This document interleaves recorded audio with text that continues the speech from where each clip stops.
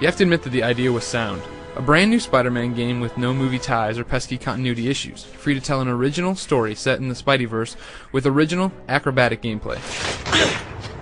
Sadly, Spider-Man Web of Shadows takes a great idea and never capitalizes on it thanks to repetitive combat, lame quests, and worst of all, a completely meaningless and bland story. Everyone is getting out. S.H.I.E.L.D. has a beacon to repel the symbiotes. We'll open a safe corridor. The game's plot revolves around a rather routine battle with Venom, the black-suited symbiote we all know and love.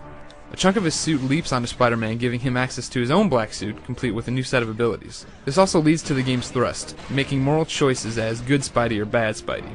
See, whereas normal Peter Parker's a nice guy, the symbiote makes him all evil and moody. He can do what he wants, he can make the bad choice. So lots of times in this game you'll be presented with options on what path you want to take.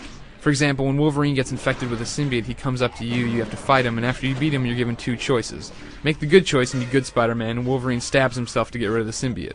However, decide to be evil, and Spider-Man raises Wolverine over his head and seemingly rips the guy in half. I'll kill you for this. And when quests amount to kill 5 thugs, the game never really explains why any of this is happening. The game's not a complete loss, however. For one, Spider-Man's web-slinging and combat look great, and swinging around the city is as fun as ever. Holding the shoulder button will throw out a web and attach to whatever building's nearby. Meanwhile, you can just tap the same button to do a little web zip and shoot out forward. Using face buttons, you can modify your swing to go faster, you can double jump in the air, you can run along sides of buildings, and pretty much everything you'd expect a man-spider to be able to do, you can too.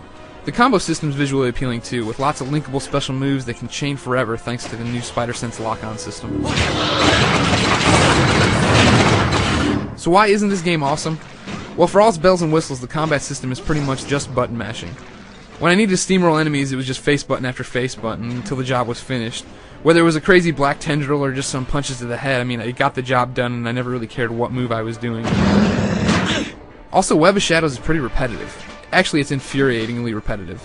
See, Luke Cage or any of the other NPCs who show up will teach you a move and then force you to do it a dozen times. Then they'll send you out to kill a few thugs with that move, then you come back, learn the next move, and have to go out again. Come on now! Don't quit on me! Even after you've learned all your moves, you're still just going to have to go out on these missions which are kill X number of these people, stop X number of this thing, go protect X number of S.H.I.E.L.D. mission cars. It's not that much fun. Sure, skateboarding on enemy looks cool the first time you see it, but battles stretch on forever. When the Kingpin's goons showed up to take out some gang leaders, I was forced to do the hop, zip, kick attack more than 30 times as I went from one sniper to the next around the perimeter of a park. That wasn't fun. It gets old pretty fast. Web of Shadows is a game that had a lot of chances for greatness, but fell short every time. All of its flaws could be forgiven if the story made sense or was really appealing, but that doesn't really happen. Still, there's fun to be had in swinging and exploring, and some of the good and evil choices are worth replaying to see, because, I mean, they are B-movie bad quality. Doesn't that hurt? Yeah, like hell. I'll be with you in a minute. For the full review, check out IGN.com.